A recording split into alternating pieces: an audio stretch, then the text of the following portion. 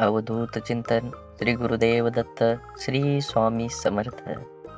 आज स्वामी तुमच्या घरातील प्रत्येक व्यक्तींचे मुलाबाळांचे संरक्षण करणार आहेत आणि मोठ्या दुःखातून त्यांना बरं करणार आहेत। त्यामुळे हा व्हिडिओ शेवटपर्यंत बघा, अनुभव येईल। त्याआधी आपल्या चॅनलला सबस्क्राईब करा आणि बाजूला असलेली घंटी दाबा। आज स्वामी तुमच्या जीवनात आनंद भरण्यासाठी आले आहेत, त्यामुळे स्वामींकडे दुर्लक्ष करू नका। मनापासून ऐका, निर्मळ मनाने ऐकाल तर मोठा अनुभव येईल। आज स्वामींना तुमची काळजी वाटत आहे, म्हणून स्वामी तुम्हाला सावध करायला आले आहेत।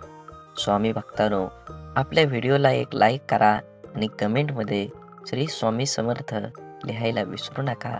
भाग्यवान ठरा। हा संदेश पाहून दुर्लक्ष करू नका, कारण हा संदेश तुम्ही उघडून बघत असाल तर नक्कीच तुम्ही खूप नशीबवान आहात, कारण स्वामींच्या चरणी ही तुमची कृपा आशीर्वाद नक्कीच पोहोचणार आहे आणि तुमच्यावर आणि तुमच्या कुटुंबावर स्वामींची कृपादृष्टी ही अखंड राहील। असे स्वामी समर्थ महाराजांचे संदेश आपल्यापर्यंत पोहोचण्यासाठी पहिल्यांदा तुम्ही व्हिडिओला लाईक करा। चॅनलवर नवीन असाल तर चॅनलला सबस्क्राईब करून शेजारील बेल आयकॉन नक्की प्रेस करा, जेणेकरून येणारे असे स्वामी समर्थ महाराजांचे व्हिडिओ आपल्याला सर्वात अगोदर भेटतील आणि तुम्हावर आणि तुमच्या कुटुंबावर स्वामींची कृपादृष्टी ही अखंड राहील। आणि मनात देवाबद्दल भाव असेल तर नक्कीच श्री स्वामी समर्थ अशी कमेंट करा। स्वामी समर्थ महाराज म्हणतात, आपलं अंतःकरण जोपर्यंत शुद्ध आहे तोवर या विश्वातील कोणतीही गोष्टीची भीती बाळगण्याची गरज नाही। फक्त निमित्तता, नीतिमत्ता साफ असावी, परमेश्वर काटाही टोचू देणार नाही। स्वामी समर्थ महाराज म्हणतात, ओघाची भीतोशी भय हे पळू दे, जवळी उभी स्वामी शक्ती ह्या जगाला कळू दे। भिवू नकोस, मी तुझ्या पाठीशी आहे। आणि स्वामी समर्थ महाराजांची अशीच कृपादृष्टी आपल्यावर राहणं ही खरंच ईश्वराची देण आहे। आणि तुमचा विश्वास असेल तर नक्कीच चॅनलला सबस्क्राईब करून व्हिडिओला लाईक करा। व्हिडिओ आवडला तर कमीत कमी 7 माणसांना तरी तुम्ही शेअर केला पाहिजे, कारण एका शेअरने तुम्हाला ह्या देवाजवळ खरंच खूप जवळ घेऊन जाईल आणि तुमच्या शेजाऱ्याला किंवा तुमच्या जवळच्या माणसांना स्वामी कृपादृष्टी ही नक्कीच होईल। वाद करण्याची सवय अनेकांना असते आणि त्याचा परिणाम हा आपल्या नातेसंबंधावर होतो। स्वतःशीच वाद कराल तर सर्व प्रश्नांची उत्तरं सापडतील। जर दुसऱ्याशी वाद घालत बसाल तर नवीन प्रश्न उभे राहतील। टीका, निंदा, द्वेष, राग, तिरस्कार हे सगळं यशस्वी लोकांच्या नशिबी असतंच, अपयशी लोकांना कुणीही विचारत नसतं। म्हणून नक्कीच तुमच्या जीवनात येणाऱ्या प्रत्येक व्हॅलिडिटी जास्त नसली तरी चालेल। जीवनात आनंदाचा बॅलन्स भरपूर हवा। कधी कोणाला हरवायला न बघता स्वतः जिंकण्याचा प्रयत्न करा। कोणावरही न हसता प्रत्येकासोबत हसायचा प्रयत्न करा। मनसोक्त जगून घ्या, जिंदगी हळूहळू निष्ठून जात आहे। जीवनात पैशाला ठराविक रेषेपर्यंत स्थान द्या, कारण पैसा येतो जातो, पण तुमचं अस्तित्व, तुमचं व्यक्तिमत्व हे कधीही पैशाने विकत घेता येत नाही। पैशाच्या राशीत झोपणाऱ्या माणसांपेक्षा आयुष्यभर प्रामाणिक राहून कमवलेली सोन्यासारखी माणसं हीच खरी श्रीमंती असते। म्हणून दुसऱ्याच्या आनंदात शोधलेला आनंद हा आनंददायी असतो। म्हणून माणसानं सगळं सुंदर असतात, कोणाचे विचार, कोणाचे गुण, कोणाचं रूप, पण आपण कुठलीही सुंदरता बघतो हे महत्त्वाचं। देवाने प्रत्येकाला सुंदरच बनवलं आहे। समाधानी व्हायला असेल तर ते आपल्याला तत्वात बसत नाही त्या लोकांचा जास्त विचार करू नका, मग ते जवळचे असोत वा दूरचे। नशीब ही आळशी लोकांसाठी असतं, यश हे फक्त मेहनती लोकांसाठी असतं। म्हणून तुम्हाला जेवढं कर्म करता येईल तेवढं कर्म चांगल्या पद्धतीनं करा. तुम्हाला यश मिळणार आहे. ही मनात आत्मविश्वासाचा जोर वाढवला की नक्कीच तुम्ही यशस्वी व्हाल. आणि शेवटी स्वामी समर्थ महाराजांचा कृपाशीर्वाद असल्यावर या जगात अशक्य असं काहीच नाही. अशक्यही शक्य करतील स्वामी. आपल्याला होणारा सर्वात मोठा आनंद म्हणजे आपण समोरच्या व्यक्तीला बरोबर ओळखणं की हाच तो असावा, कारण त्यात आपल्या आत्मपरीक्षणाची तृप्ती असते. म्हणून तो आनंद सर्वश्रेष्ठ असतो. आयुष्यात आपल्याला ज्या लोकांमुळे त्रास होतो त्यांचे खरं तर आपण आभार व्यक्त केले पाहिजेत, कारण त्याच लोकांमुळे कसं वागायचं आणि कसं जगायचं हे आपल्याला अचूकपणे शिकायला मिळतं. म्हणून समजवण्यापेक्षा समजून घेण्यामध्ये खरी परीक्षा असते, कारण समजवण्यासाठी अनुभवाचा कस लागतो तर समजून घेण्यासाठी मनाचा मोठेपणा लागतो. कष्ट आणि संकट हे मनुष्याला शिक्षण देणारे श्रेष्ठ गुण आहेत. जे धैर्याने त्यांना सामोरे जातात ते यशस्वी होतात. आणि प्रेम व आनंद देणाऱ्या व्यक्ती आपल्या सहवासात असणं ही निसर्गाची एक देणगी असते. आणि अशा व्यक्ती लाभणं ही आपल्या स्वभावाची अनमोल परतफेड असते. प्रशंसा ही चेहऱ्यावरची नव्हे तर चरित्राची व्हायला हवी, कारण चांगला चेहरा समजवायला काहीशी मिनिटं लागतात, पण चांगलं चरित्र बनवायला संपूर्ण आयुष्य धावणाऱ्या वेळेसोबत बदलत गेलं की आयुष्यातील बऱ्याच गोष्टी आपल्या स्थिर होत राहतात. स्थिर जीवन जगायला शिका. कोणतीही गोष्ट घेतली असेल तर ती पहिल्यांदा पूर्ण करा. मला हे हवाय, मला ते हवाय, ते करण्यात तुम्ही तुमचा वेळ वायपट घालवत आहात. नुसते विचार करण्यात दंग राहू नका. काही विचार घ्या आणि ते अस्तित्वात आणि वास्तवात निर्माण करण्याचा प्रयत्न करा. नक्कीच तुम्हाला यश मिळेल. मी चांगला तर सर्व चांगले, मी सुखी तर दुनिया सुखी, सर्व काही माझ्यावरच आहे. मन करारे प्रसन्न, सर्व सिद्धीचे कारण.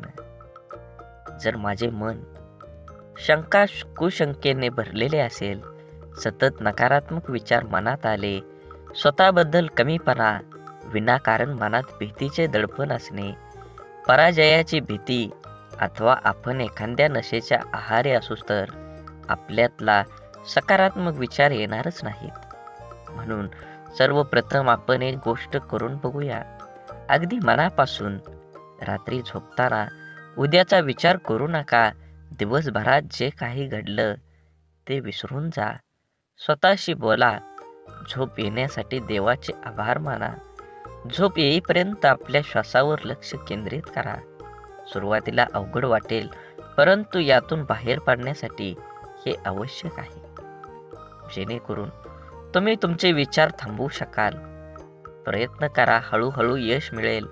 धीर सोडू नका. सकाळी स्वतःला आरशात पहा. गुड मॉर्निंग बोला. स्वतःला आज ईश्वराने नवीन दिवस दाखवला याबद्दल त्याचे आभार माना.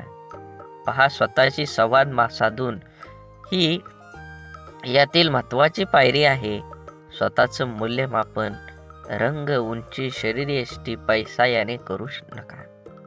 स्वतःमध्ये आत्मविश्वास निर्माण करा. न्यूनगंड बाळगू नका. जर तुम्हाला यशस्वी जीवन जगायचे असेल तर सकारात्मक विचारसरणी अंगीकरण खरंच आवश्यक आहे. चांगलं बघाल तर चांगलं विचार येतील, म्हणून असेच संदेश तुम्ही शेवटपर्यंत बघितले पाहिजेत.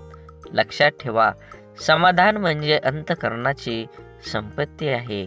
ज्याला ही संपत्ती सापडते तोच खर सुखी माणूस. डोळ्यासमोर सतत चांगले सुविचार असू द्या. याचबरोबर प्राणायाम, ध्यान, योगा करा. सकारात्मक विचारसरणीच्या मित्राबरोबर राहा. एकांतात असताना आत्मपरीक्षण करा. साहित्य वाचा. भरपूर काही आहे सांगण्यासारखं. सुरुवात तर करून पहा. मार्ग आपोआप मिळेल. केल्याने होत आहे रे, आधी केलेची पाहिजे. म्हणून स्वभावातून एक गोष्ट खरंच शिकलो की ह्या बाबतीत संगतीचा परिणाम प्रामुख्याने होतोच होतो. नकारात्मक बोलणारे खास करून कामाच्या ठिकाणी तुमच्या नकळत तुमच्या ऊर्जेची पातळी कमी करतात. अशी संगीत शक्यतो टाळलीच पाहिजे, जी स्वतःही करत नाहीत आणि दुसऱ्यालाही करू देत नाहीत. प्रत्येक वेळेस आपल्याला अडथळा निर्माण करतात, आपल्या विचारांना कुठंतरी थांबवतात. पण आपण तसं करायचं नाही.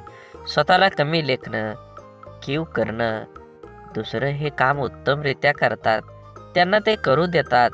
स्वतःच्या गुणांकडे लक्ष केंद्रित करा. आवश्यक तेव्हा केवळ स्वतःची स्पर्धा करा. टीका अथवा प्रशंसा होत असताना मूळ हेतू काय आहे हे जाणा. सगळ्या टीका तुम्हाला नकारात्मक बनवण्यासाठी नसतात, हेही तुम्ही लक्षात घेतलं पाहिजे. कर्तृत्ववान लोकांची आत्मचरित्र, आत्मकथा, चित्रपट बरेचदा मनाला उभारी देतात.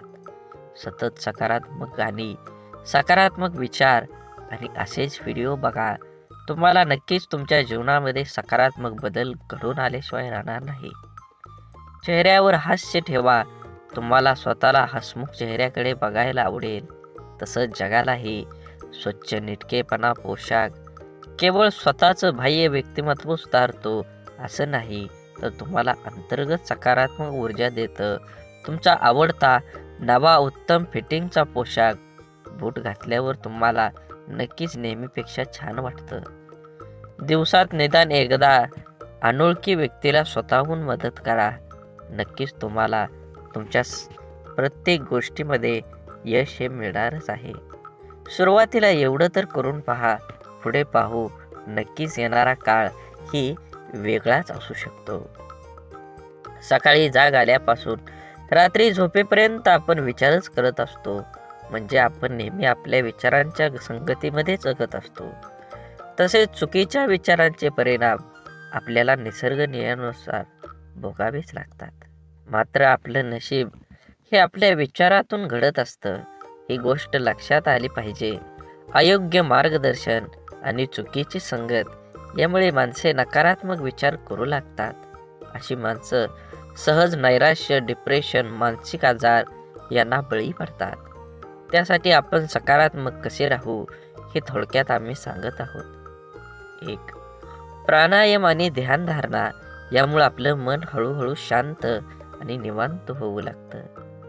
यातून आपण सकारात्मक राहू शकतो. आपल्या मनावर आपल्या विचारसत्ता असते. यासाठी सतत चांगले आणि सकारात्मक विचार करून आपलं मन मजबूत केलं पाहिजे. जगाविषयी ज्ञान मिळवा. जर आपल्याला देशात चालणाऱ्या घडामोडी माहीत असतील तर कोणत्याही चर्चेमध्ये आपल्याला सहभागी होता येतं.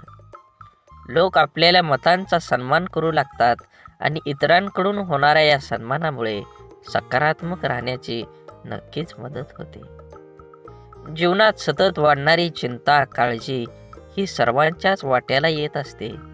मात्र तो ताण तेवढ्या पुरताच घेण्याचा प्रयत्न करा. आपलं मन आपल्या प्रियजनांना समोर नेहमी मोकळं करा. त्यासाठी अनेक तारे सोबत ठेवण्यापेक्षा एक चंद्र जवळ असू द्या. त्यांच्याशी आपण आपलं मन मोकळं करू शकतो. काम, झोप, जेवण, व्यायाम, वाचन, चिंतन, आरोग्य, कोणाला किती वेळ देणं हे सर्वच गोष्टीचं नियोजन करा.